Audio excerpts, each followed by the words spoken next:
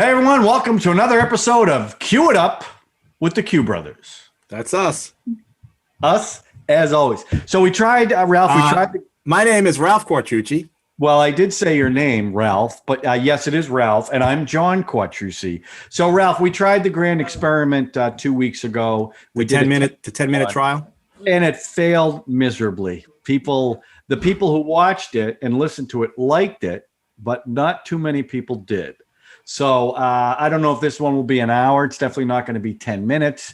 But hey, you know what? We'll just go on and what do you think? What's the analytics saying? Why are we losing our fans? I don't know. Maybe we're boring people. Maybe we're talking about too much family stuff. So I want to, I'm not going to lie. I'm kind of bored by it, but I enjoy it. Well, maybe that's showing. If you're bored with it, then it's probably going to be reflective of the podcast. No, I enjoy these. I'm kidding. That's probably why people are turning it off, because you're bored. I'm not. I love this. Our big fan, Debbie from our other podcast. She is always big listening. Fan. So, Mom, Dad, big fans. Big fans. They haven't subscribed though, which is Do they know how to? No, but I figured they'd figure it out. And our audience might be small, but they're loyal. So subscribe, hit the notification button, and share it. There might be some other people that like it. So, Ralph, before we get into our topic, what's been going on in the week for you? I think a lot, from what I understand. Would you like to share it with us? Sure. I'll share it. I've been working on my big National Geographic show. So I have been watching a lot of television. Two things. So we're doing, it was a 1-hour show called 20 Animals That Might Kill You. Okay. That's the title. Yeah. So it's literally a countdown from 20 down to one, obviously. So number one is the most likely to kill you? The most kills in the United States. Wow. Don't give it away. I think I've told you at one point, can't give it away because we don't want to spoil the fun. But we're getting up to the point where I was going to deliver the first rough cut. And my producer decided that this is so good, let's now make it a 2 hour. So we broke it now up into 2 1-hour chunks. Top 10. Oh, I see. So I went from a 1-hour cut ready to go that was 25 minutes too long. So all we had to do was cut it down for the hour. Now I was up to a 2 hour or 2 1 hours that we're short on. So we had to add more content in. So I've been obsessing about that. So you had to take the 1-hour broadcast that you already did. Yeah, because it's a list, right? It was 20 animals. So all we had to do was chop it right in the middle and go, okay, let's do the first 10 and the second 10. And, but you're going to add a lot more footage to fill the hour, right? That's right. But from a network perspective, if we can get people to watch 2 1 hours instead of 1 hour, it's a win-win, right? Yeah. And all the muckety mucks said, hey, this thing's going well. Let's now make it 2. And they might actually make it a series, which is a good thing for me and for the producers and anybody working. Just break the list up into 5s or something? No, I think it'll be 10. 10 will be the, 10 most. So what they'll do is things like 10 Amazon animals that will kill you, or 10, whatever it is. I think this is a list of animals that might kill you based on numbers in the United States, but we'll see. And we have two National Geographic hosts are in it, people who do other shows on National Geographic. So they're kind of integrated to it. So it's been fun. Plus, I'm still in the rabbit hole in that damn documentary about the murder in Colorado. And I'm obsessing about it. And I'm turning into one of those people that's finding. So it's about the guy who strangled his wife and his 2 kids. Well, I just saw a video yesterday where he's on camera holding the dog, and his wife turns and says, "Don't choke the dog." And I felt like I was the first one that saw that. Meanwhile, I'm losing that's a COVID brain thing. Oh, yeah. So anyway, what about you? Whoa. I mean, that was one thing, but how was your weekend? It was very nice. It was my birthday weekend. It was your birthday. And what'd you do on your birthday weekend? Well, Saturday, I did the quinceañera. Do I have to do that again? You were a big hit at that thing. It turns out when you're as old as I am and you can still dance, the Spanish ladies love you. All of them, young and old, didn't care. It was kind of weird because we had to wear masks and all that, and that was difficult. Did everyone wear the masks? Yes. And that was difficult. The heart's going. I mean, it's just dancing in a mask must have been tough. And that was it. So we did that, and that was a good Saturday. Now, so you're how old are you, by the way, on your birthday? 59. 59. So Ralph is seeing somebody new, relatively new, and she reached Maria, and she reached out to me. I never spoke to her or anything, but she messaged me, I think through Facebook, Instant Messenger, and she was getting Ralph pizza. And as you can see behind him, the Town Spa box, she wanted to know what kind of pizza he liked beyond the Hamburg pizza. And I thought, wow, that's pretty thoughtful of this young lady. And I think she bought, what, 3? How many she got? Had them delivered to you? She got 3 pies, 2 Hamburg, 1 plain. And you had a little pizza night with her? Well, I shared one. And did she like the pizza, by the way? Well, I think she had to. I have no idea. I have no idea. Yeah, she enjoyed it, but I don't think.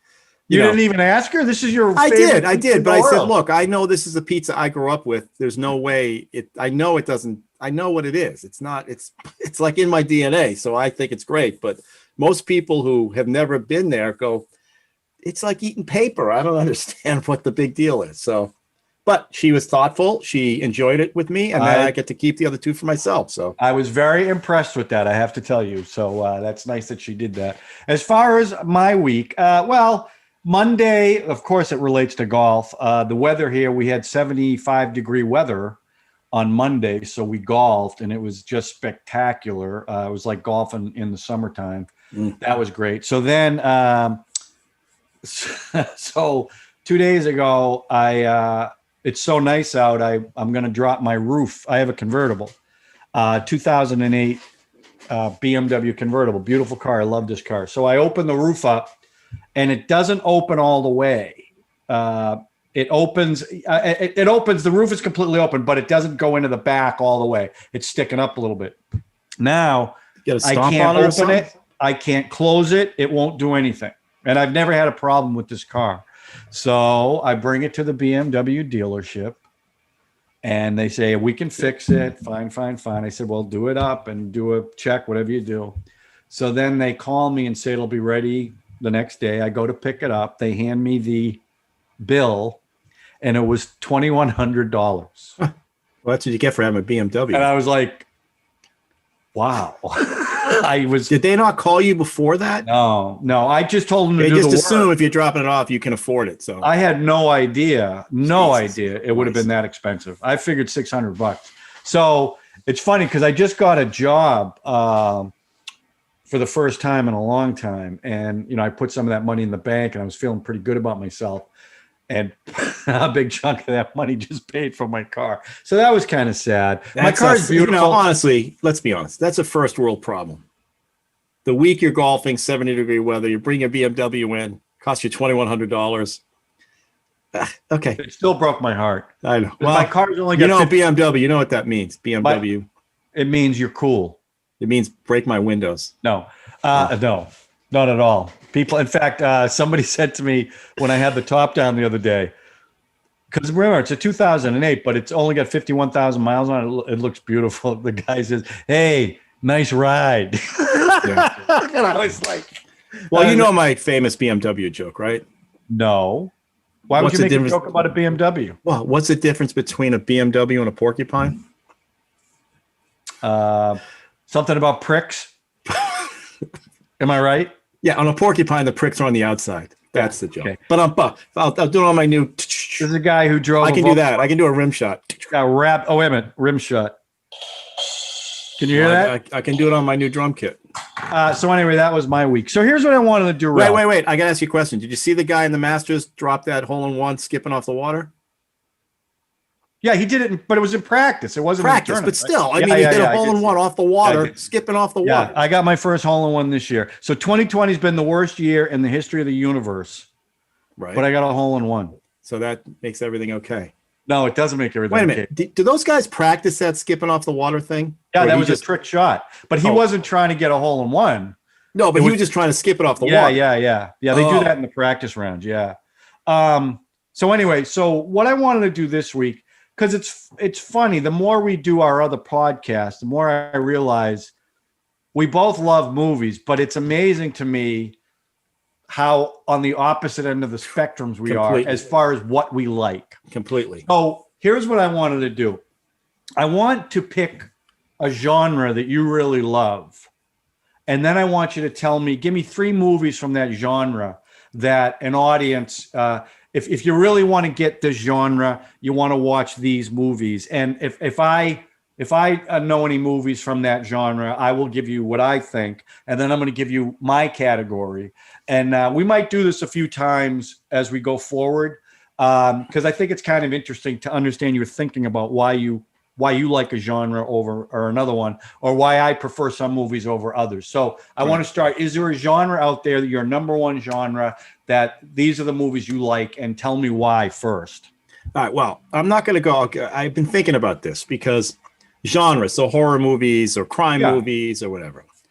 I'm going to, the kind of movie I love, the genre is financial movies, movies about finances. Because as you know, I don't know dick about finances, right? Well, I am like, you could knock me over with a feather. Out of all the categories I thought you'd pick, I can barely balance a checkbook. I don't care about money. I just keep it coming in so I can keep doing what I like to do. I don't think about future. I mean, it's crazy that this is, but I don't care if it's a documentary or mainstream film. So things like Wall Street, obviously. Right. That's what there's one on HBO. But why? Why? Wait. Why? Why that? Why Wall Street? No. Why finance? There's something about when they break down all the stuff, because I have no clue what's going on, what they're talking about. So it's movies like Wall Street.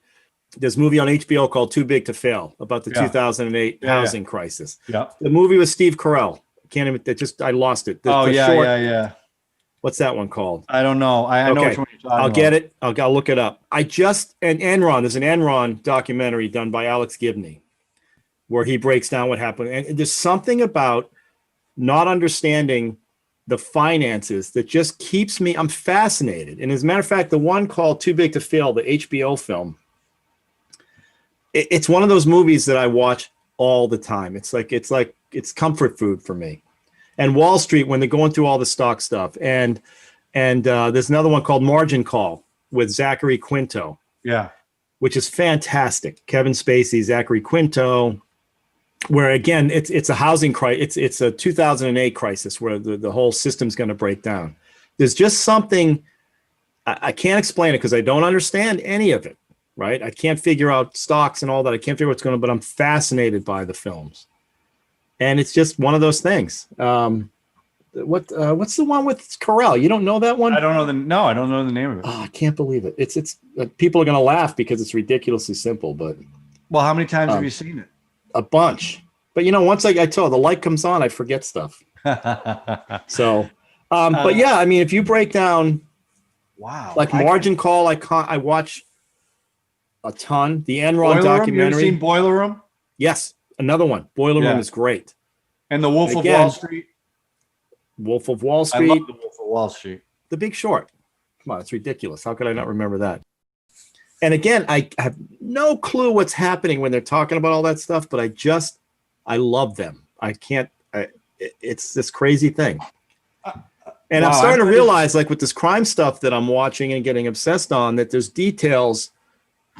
There's something about the details that just keeps me interested. Like the one that the Too Big to Fail, that stars William Hurt and a whole bunch of people. And it's just, I'm fascinated by how things work out there that I don't understand. So it's crazy. I'm thinking in my head of all the categories you pick. So I'm thinking of all these movies. Never in a billion years would I thought you would have picked that. I mean, I love Wall Street. I think that's a really good movie. I love Wolf of Wall Street.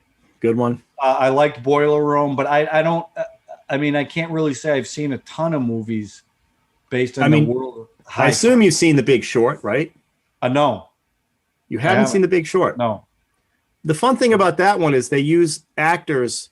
I mean, they're using actors, but they break away and they explain what they explain stocks by using blackjack and somebody will explain blackjack. Or they'll have Margot Robbie in a bathtub with bubbles and champagne explaining some complicated thing that the only way you're going to watch it is because Margot Robbie's explaining what it means, what a derivative is, and all this stuff. It's just fascinating to me. Well, a movie I really liked, I don't know if it's finance, but The Informant with Matt Damon. I never saw that. Oh my God. It's great, and it's funny, and it's based on a true story. Right. But it's really, really quirky. I mean, but it's a good movie. It's about how he scammed everybody. Yeah. He was so good. He's so good in it too. But right. Yeah, wow. Wow. I mean, what do you expect me to say? Like horror? What do you expect? Well, no, I figured any movie about a serial killer.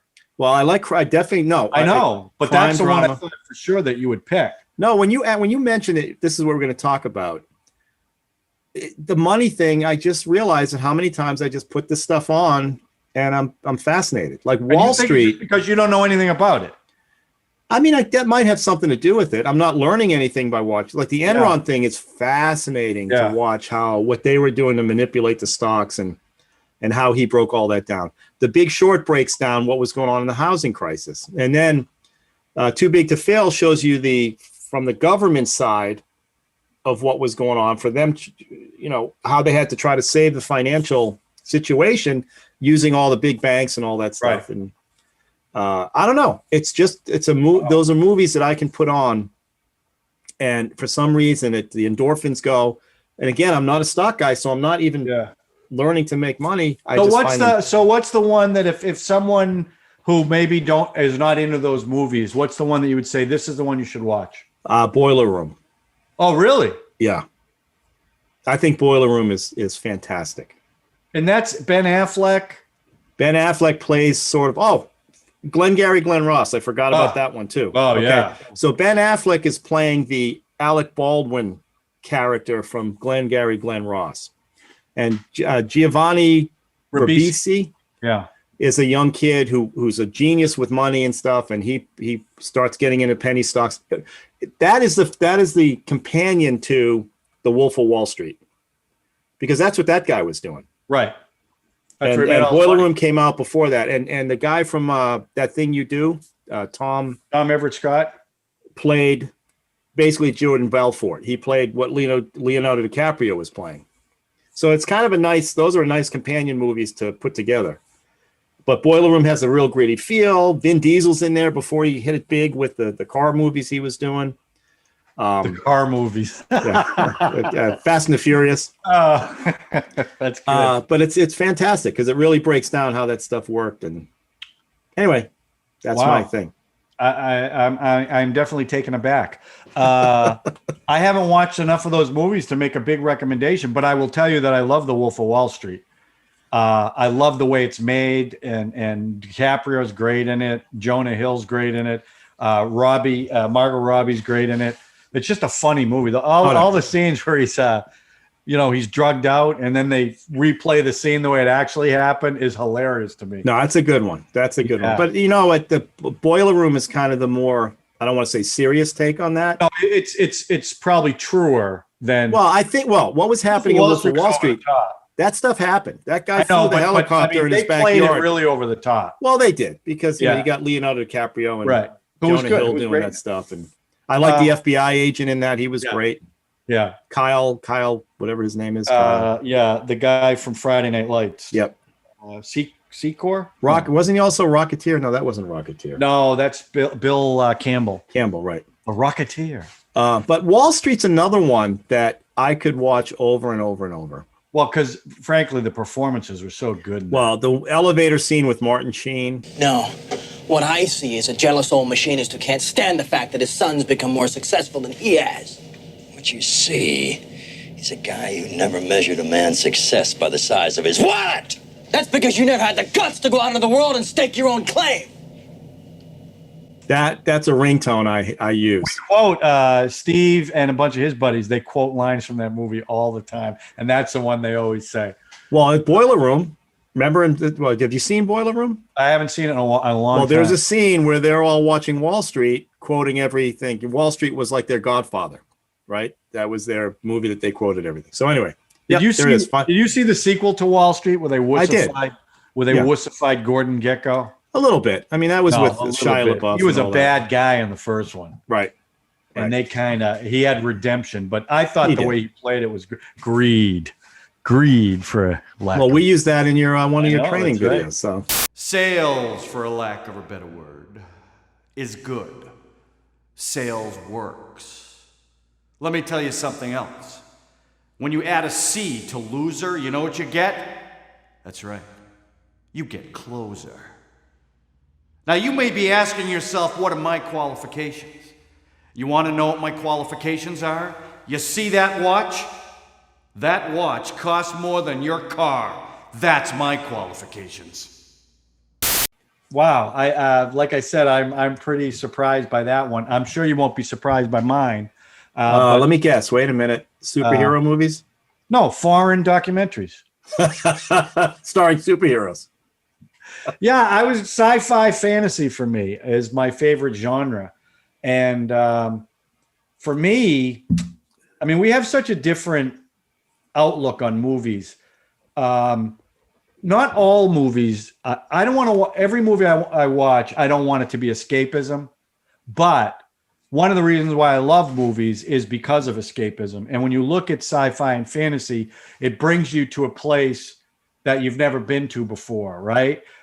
Where these, like some of the movies we watch, some of the depressing ones, it's just so true to life that it's like, I don't want to see that. I want to be transported someplace. I want colorful characters.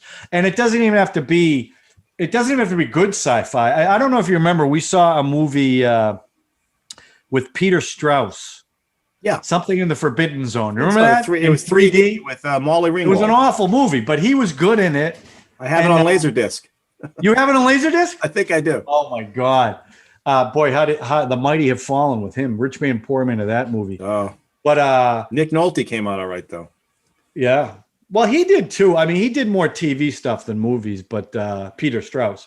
Do you remember Peter Strauss's best movie? Jericho Mile. Jericho Mile. Love that Directed movie. by I have no idea. Michael Mann. I did not know that. Early Michael Mann. Yep. All I remember I remember everything about that movie, but the one scene that sticks in my head is when he throws the stopwatch against a brick wall and in slow motion it shatters after he broke the record. Love that movie. Yeah, and Peter Strauss could run too. I mean, he was a twig. But anyway. Yeah. So for me, it's science fiction and fantasy. And you know me, my favorite movies are, Raiders of the Lost Ark. But that's not science fiction. You call that's part of the genre? Fantasy. I call that fantasy. How is Raiders fantasy? Let's see. I get it, the big rolling ball and all that, but I mean, not just that. I wouldn't call that. Wouldn't you call that? I would call it fantasy. Okay. Because I mean, Ralph, the spirits come out of the ark and kill. I know. Everyone. I guess I don't. When I think of fantasy, I'm thinking Lord of the Rings and furry feet and all that. I mean, fantasy is if you looked at the last Indiana Jones, it was aliens. Yeah. Okay, so to me, that's fantasy. Yeah. So I love that. I mean, you could separate those categories because Lord of the Rings is definitely fantasy. Subcategorize. Well, subcategorize. Yeah, it could be, but I look at them as kind of the same. It's like the superhero movies. Are those really science fiction? Or like Shazam, which I really liked. Yeah, because it's not real. Well, that's what I'm saying. So it could be science fiction, it could be fantasy, but I like it because it's escapism. I even like as a kid. I don't know if you ever watched them, but they used to have Creature Double Feature. You remember that, right? On Saturdays, but they used to show Flash Gordon. They used to show the series. I don't remember Flash Gordon. Yeah, and they were cheesy special effects, but I just remember as a kid being, oh my God, this is so cool. I liked Isis. Zephyr winds that blow on high, lift me high so I might fly. She was cute. And Shazam, I remember them driving around in a camper, in an RV or something. Lightning bolt on the front. Right. Okay. With Mentor. All right. Back to your films. So anyway, so for me, look, there are standbys that I have. Superman, Star Wars, Raiders of the Lost Ark is my favorite movie of all time. But if you've never seen these movies, because you know me, I like the old movies. Metropolis, Fritz Lang, unbelievable what he was able to do way back. Forbidden Planet, which was really one of the first big budget, serious science fiction movies. Frank Drebin's in that. Frank Drebin, that's right, leading man. And it was they used Robbie the Robot who you still who is in That's all movies. about your id. That's right. It's based on the Shakespeare's The Tempest, in case you were interested. And Walt Disney, for the only time they did it, they partnered with them to do the animation for the monster that was invisible, the invisible id. Actually, they did all the animation, the ray guns, the electrical field, and stuff like that. So that's a great. The Thing from Another World. I love that movie. But you've only seen John Carpenter's The Thing once. Yeah, I just found it's one of those movies that there are scenes in it I really like, but there's a lot of disturbing scenes in it that I'm just not gung ho to see it. So again. I mean, okay, I want to. There's a couple movies I want to ask you about. Yeah. If you've seen them that are science fiction, but go ahead. There's a couple specifically I want to ask you about. Well, no, I'm curious about you because everyone knows because I post stuff all the time. You know how I feel about science fiction and what I like. I'm kind of curious about you. I don't even know if you like the genre, but I do, but I like what is it you like? I like movies like. Have you ever seen Sunshine? Danny Boyle's Sunshine. No, is that with? Oh wait, that's the. They're near the sun or something, or they have to go to the sun. They have to recharge the sun. They got to shoot a nuclear thing into the sun because Earth is cold, and they send a crew out to, and it's a typical story where. Just like Prometheus and any movie where we got a beeper signal, we got to go rescue. Even 2001 or 2010 with Roy Scheider, same thing. Some blip happens, they got to help somebody else. Sunshine, Event Horizon, you probably never seen that. Lawrence Fishburne is he in that? Yeah. Yep. Have you seen it? Yeah, but I mean, a long time ago. Yeah. So, I mean, I kind of like Alien, of course, is a science fiction horror. You could put that in a bunch of genres. You remember the movie? You turned me on to this. It starred Michael Nouri, and it was about an alien. The Hidden. The Hidden, that's the one with Kyle, the guy from Twin Peaks. Yep. I really liked that movie, and that was a low budget science fiction movie. Well, that was kind of an Alien ripoff. Yeah, I think it was good. Yeah, but very good. No, it wasn't even. The alien would go in your mouth and control. Well, I mean, but I think it came out after Alien. Michael Nouri had just come off of Flashdance. I think even if you listen to the Hidden commentary, he was fighting with the director the whole time. He's just one of these guys that just has to always, unlike what we were talking about, Galaxy Quest, where everybody was on the same team. It was a love fest. They were talking to the writer. I want to make sure I do the right thing for you. I think he was the opposite. The other thing I learned from the Hidden commentary is the director talked about Kyle MacLachlan. When you meet him in person, he looks like an average dude. He looks like anybody walking up. The minute you put the camera on him, he said, the minute I looked in the viewfinder and you look at him through the camera lens, he's a movie star. Really? And there are people who, the camera, like there's Jack Nicholson. There are people who understand camera angles and all that. And he said Kyle MacLachlan's one of those guys that once that camera goes on, you realize why he was a movie star. Then he did Showgirls, and I think it all went downhill. But back to the Hidden, yes, Hidden was a really nice, a good science fiction film. I like that, and it was a low budget, it wasn't a big budget. It was a great story.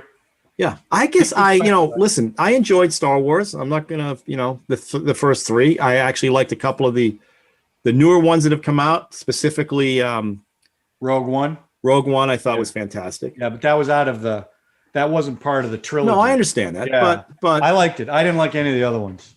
Actually, Empire was the best one out of the three. I mean, which one? Empire Strikes Back. Yes, it was. It was the best movie out of the three. It was. But I could watch those movies. I could watch all the time. Although now that you watch Star Wars now, I still like it a lot, but it's a lot slower than I remember it being. Where Empire, I thought, was faster paced, better story, but I still love it. I still think he kind of, again, we talk about lightning in a bottle all the time. I mean, you got to believe that those people, when they were doing Star Wars, were like, what are we doing here? Harrison Ford and Alec Guinness is like, what the? Well, I know the British ridiculous crew felt that way. They had no idea what the hell they were doing. Well, how could they know that? That's, again, it's lightning in a bottle. They just hit it. Well, and of course, that's why he ruined the next three, because he just got into himself. And because he did that one with Robert De Niro. Not De Niro, I'm sorry. Duvall, XX-17. What is that one? Oh, THX-117. The one he did. Yeah. Now, do you like Logan's Run? Love Logan's Run. Okay, and Yeah. I mean, so science fiction. There's a lot of Planet of the Apes. That's science fiction, right? Oh yeah. Well, fantasy, science fiction. Okay. I mean, Well, again, yeah, that's they cross apes over. running the world. Have That's you fantasy. seen any? Like, have you seen Metropolis? Yeah. How'd you like Metropolis? I mean, it's again, it's black and white, right? So it's how about Things to Come? You ever seen that? nope. I mean, you look at how old those movies are and what they were able to do visually. Yes. And I'm not saying it holds up, but it's still pretty amazing. I sit there and go, how the heck could they have done that back then? Where now everything is, computer and all this stuff. Well, a lot of movies I look back and go, I don't know. I honestly, in my business, I don't know how we pulled off the stuff we did before all this technology kicked in. It is pretty amazing because if you look at Star Wars, the original, it's all practical effects, right? All models, right? In fact, they had to invent cameras to make the ships move. Well, they're the ones that came. They're the ones who came up with don't move the model, move the camera. Right. Exactly. ILM came up with that. Industrial Light Magic came from Star Wars, and then he was able to fund his own movies, which because the studio kept wanting to shut him down because they didn't think he knew what he was doing, and he kind of admitted that too. He had a breakdown during it, but when they were lining up around the block, they did the same thing to Spielberg. They had to send sex workers to Amity Island. Ralph, they're hookers, Ralph. They're not on hookers. The vineyard. They're hookers are people who make rugs. Okay, those are hookers. No, hookers. It's fish. It's that's what they call them in the vineyard. Fish, hookers, and rug makers. People who sell their body for money. They're sex workers. I just want everybody to know that. So they had to send sex workers to Martha's Vineyard because Spielberg was stressed out, and so Universal was ready to take the movie away from him. So these guys, all of them, believe me. Martin Scorsese he had breakdowns in half of his films that he was doing, but look what they come up with. I mean, it's just. Did you ever see Silent Running? Yes. How'd you like that? That's Bruce Dern, right? Yeah. It was good. I like, honestly, I like Roger Corman's all his stupid science fiction stuff. Well, there's one I just watched, Battle Beyond the Stars, with Richard Thomas and Robert Vaughn. It's a remake of The Magnificent. How about Flash Gordon, the Queen, Flash Gordon, that one. Love it with Sam Jones. Science fiction is a huge, just huge because so many. So you do like science fiction? Yeah, 100%. Yeah, that's interesting. I think it's the fantasy. You don't like you haven't seen The Lord of the Rings. I have to watch it. I cannot believe you haven't seen that. Just from a filmmaking standpoint.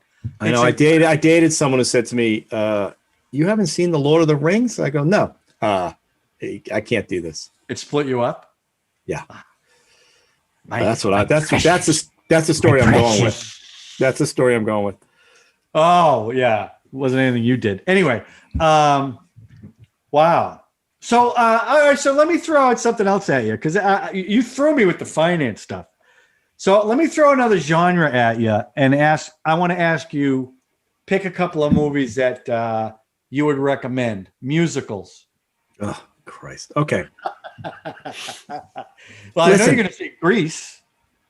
Grease is fantastic. Yeah. Hair. Oh, Treat Williams. Milo Forman. Yeah, name some musicals. I'll tell you. I mean, listen. I don't hate musicals. I can't wait to see Steven Spielberg's West Side Story. West Side Story, I love. The original. It's like remaking Jaws. I don't know. There's something about what he's going to do to it that I don't think know. is going to be fantastic. I mean, the only thing I think that would be good, they're going to be able to, West Side Story filmed in New York, which is something at the time was very rare, but they only filmed so much there. That to me would be really cool if they could film on location. I think they did. I'm not 100% sure. But I just look at that movie. Why would you want to remake it? It's such a good movie. Like I said, it's like remaking Jaws. I just don't know all that jazz. I loved all that jazz. I love Roy Scheider. Right. I know we make a big joke out of Singing in the Rain. Well, we don't make a joke out of it. I would never make a joke about that movie. I know it's beloved. I get it. It's the best American movie musical of all time. How about Phantom of the Opera, the one Paul Williams is in? Phantom of Paradise. That one. Yeah. That was Queen, Bohemian Rhapsody, I thought it's a great karaoke movie. Yeah, you know what? My feeling on that movie is I thought the movie was okay. Yeah. I thought he was spectacular. Actually, the the guys in the band. No. If you Were watch, unbelievable. if you actually listen to the movie, listen to the dialogue, it's like, Yeah. what the? This is Yeah, ridiculous. no. And they also did revisionist history with Well, Queen. they did. They totally. But he was listen. like on YouTube. They show the clip of that concert side by side. Oh no, they copied that, but That was Sacha Baron incredible. Cohen was It was supposed incredible. to do.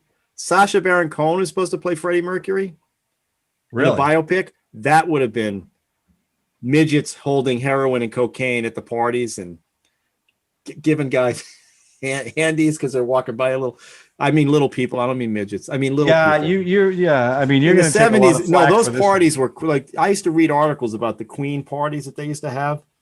And in this PG-13 thing, Well, everybody's that was like, the thing. They said they cleaned it up quite a bit. But you know what? I didn't even care because his performance was. I get it. No, For me, and I it was- loved, I'm that a was huge worth Queen it. fan, so I just couldn't, Yeah. I love the The music. music was great. And the fact so- that he did, I mean, it was his voice and a Freddie Mercury impersonator, and they combined the voices. So did you see the Elton John biopic? I never saw that No, one. I didn't. After seeing that one, I'm like, what are they going to, did you like it? I didn't see it. I was thinking Oh, the same thing. I saw yeah. the Queen one, and I just I did hear the kid, Tyler, what's his name? no, he's a kid from the not Umbrella, From the Kingsman, the umbrella guy. Yeah. The Kingsman. He did all his own singing, and I heard he was very good in it. yeah, he was good. So what I heard, he was good. Yeah. I mean, what other musicals have been out that? well, see, for me, it's not anything current. I mean, I like Bye Bye Birdie. I love because I love Anne Margaret. The Music Man for me is right up there because of Robert Preston. I actually really like, and I got it on Blu-ray, My Fair Lady. But I'm disappointed that Audrey Hepburn didn't do her own singing, but she was great in it. And Rex Harrison, by the way, that was a musical where Rex Harrison couldn't dub his songs because he did it different every time. So it was one of the first times they built in microphones. So he sang live on the stage, and he was really good in it. And that was, the old story. They wanted Cary Grant to do it. And Cary Grant said, if you don't hire Rex Harrison to do it, I won't even go see the movie. So yeah. So I like those old, because they don't make them like that. They just, I know that sounds so cliche, but they don't make musicals like that. You know what it anymore. is? You come from a stage background. Yeah, that's true. And I've done Grease a couple of times. right. Those things look staged to me, like those old and they films. are.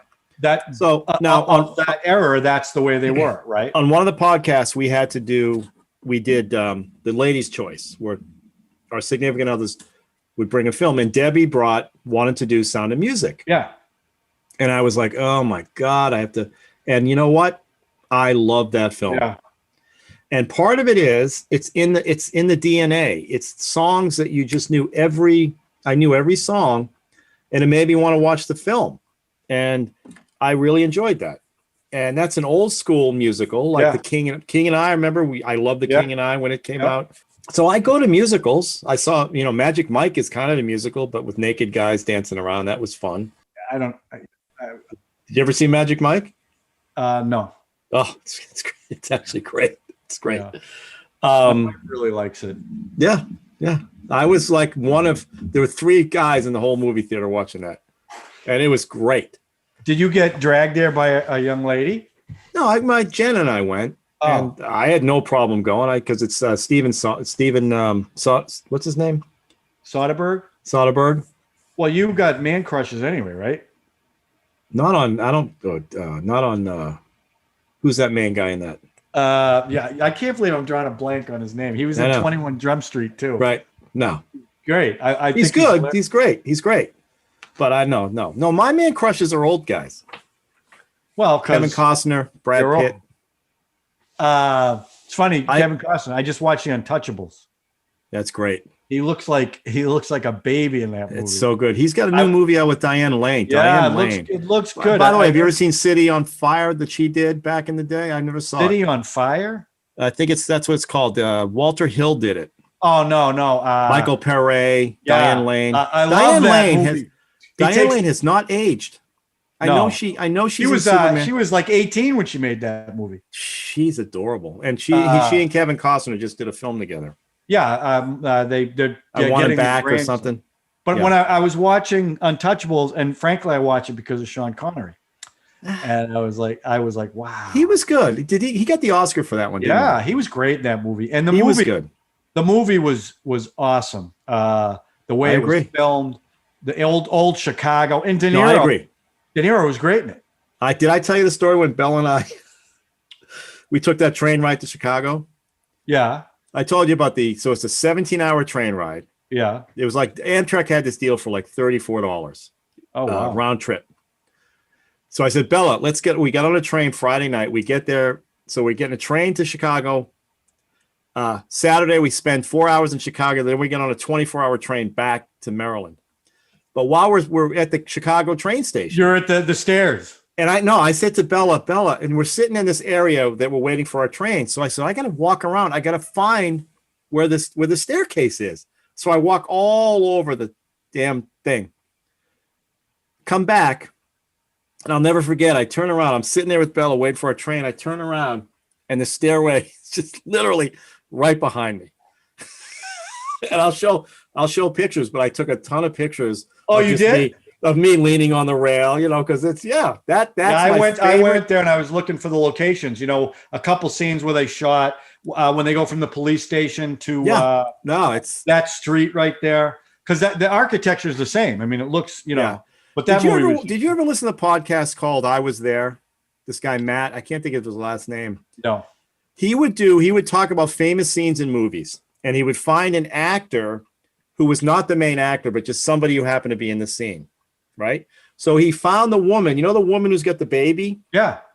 He found her and he spent a whole hour talking about how they filmed that scene. And they made that scene up on the fly. I didn't know what they had. And Andy Garcia, that scene where he slides and shoots? Yeah. He says to Brian De Palma, he goes, I played baseball as a kid. I know how to slide. I think this would be kind of cool. And they just came up with all that stuff on the fly. Well, it was also based on the battleship Potemkin. I understand that. I was going to mention that when you were talking about Metropolis, that's the kind of movie that I watch about editing and stuff. Well, I saw that. That was the first time people started, editing. I took a film class in college, and we saw that.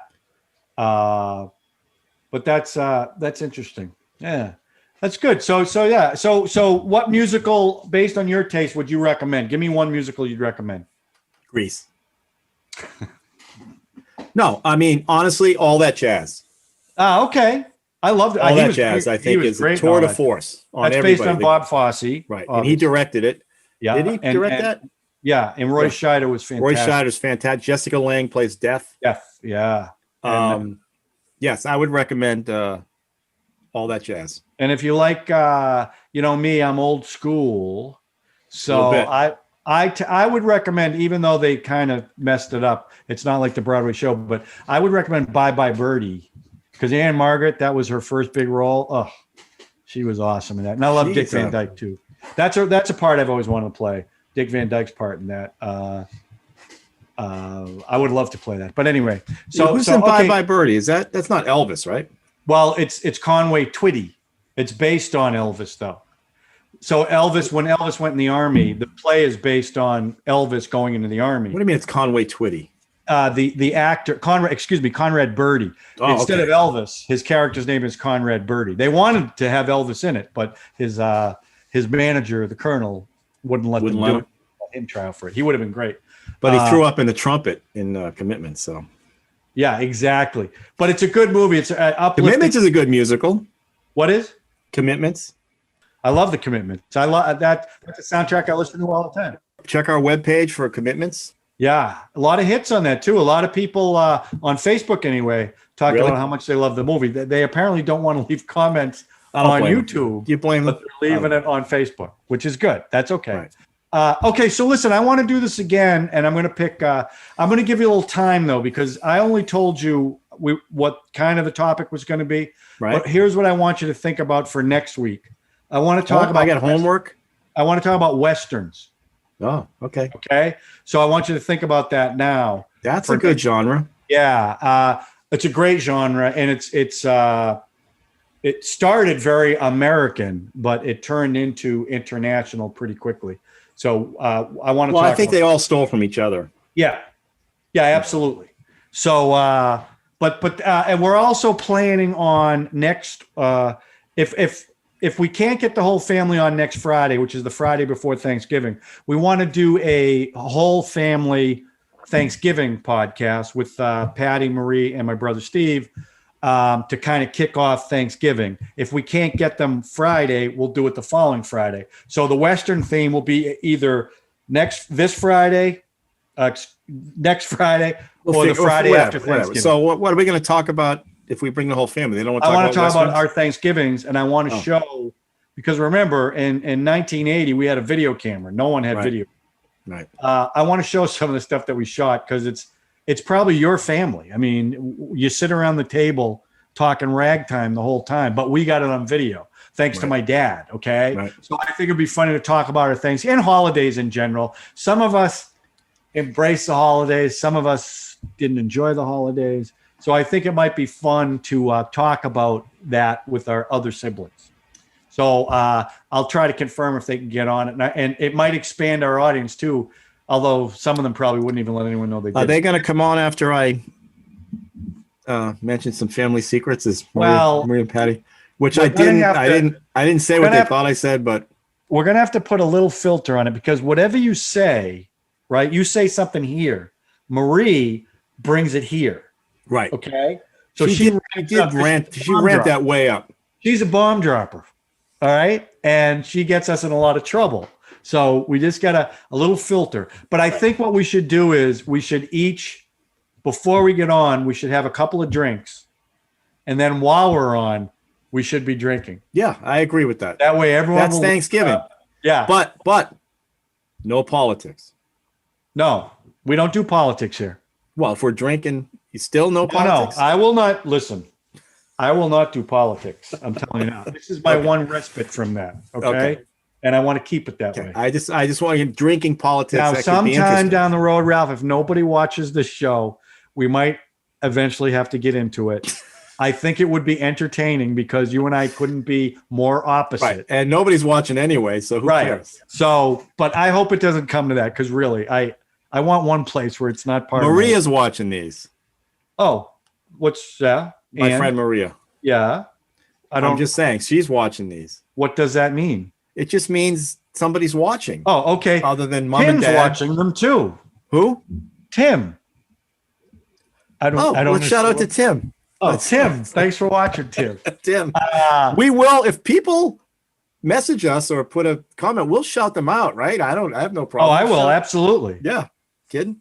Actually, Mark Tarbox is the one who talked about we give away spoilers on our other podcast. We fixed that. Thank you, Mark. I know that was good. I think that's good. And that was good feedback too, because some of the movies we pick are obscure and people have never seen them. So that's okay. That's right. Like Spitfire Grill. That's right. We got a good one coming up. Phantasm. It's not Phantasm. It's Phantasm. Phantasm. Is that fantasy, science fiction, or horror? What is that? That's fantasy. That's fantasy. Right. Yeah. And it's low budget fantasy too. Right. So, all right, Ralph, that's it, man. All right. I hope you have a great weekend. We'll see you on the other podcast Tuesday. And everyone, again, I know I'm begging. Please subscribe, hit the notification button, share it. We need to expand our audience. We really do appreciate you watching. Listening. Or listening if you're listening on any of our streaming services. Right. And I hope you have a great weekend and get ready for Thanksgiving, okay? We will talk. Stay safe. Everybody stay safe. Take care.